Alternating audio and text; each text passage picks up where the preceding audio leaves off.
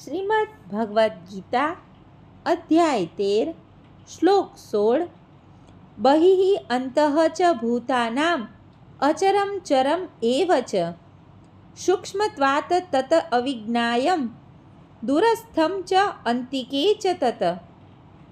અનુવાદ: પરમ સત્ય સ્થાવર તથા જંગમ સમસ્ત જીવોની અંદર તથા બહાર સ્થિત છે. તેઓ સૂક્ષ્મ હોવાને કારણે ભૌતિક ઇન્દ્રિયો દ્વારા જોઈ કે જાણી શકાતા નથી. અતિ દૂર હોવા છતાં તેઓ સૌની નજીક પણ છે. ભાવાર્થ: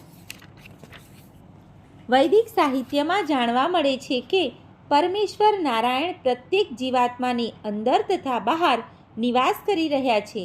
તેઓ ભૌતિક તેમજ આધ્યાત્મિક બંને જગતોમાં વિદ્યમાન હોય છે.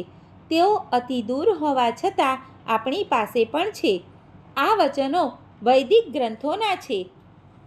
આસીનો દૂરમ વ્રજતી શયાનો યાતિ સર્વતઃ. અને તેઓ સદા પરમાનંદ મગ્ન રહેતા હોવાથી તેઓ પોતાનું સંપૂર્ણ ઐશ્વર્ય કેવી રીતે ભોગવી રહ્યા છે તે આપણે જાણી શકતા નથી. આપણે આ ભૌતિક ઇન્દ્રિયોથી તેમને જોઈ કે જાણી શકીએ નહીં. તેથી વૈદિક ભાષામાં કહેવામાં આવ્યું છે કે તેમને સમજવા માટે આપણા ભૌતિક મન તથા ઇન્દ્રિયો અસમર્થ હોય છે. પરંતુ જે મનુષ્યએ કૃષ્ણ ભાવનામૃતમાં ભક્તિયોગની સાધના કરીને પોતાના મન તથા ઇન્દ્રિયોને શુદ્ધ કર્યા છે તે તેમના નિત્ય દર્શન કરી શકે છે.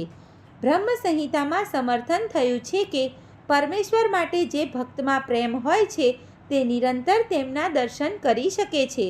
અને ભગવદ્ ગીતામાં સમર્થન થયું છે કે ભક્તયા ત્વન અન્યના શક્ય. ભગવાનના દર્શન અને તેમના વિશેનું જ્ઞાન માત્ર ભક્તિ દ્વારા જ થઈ શકે છે.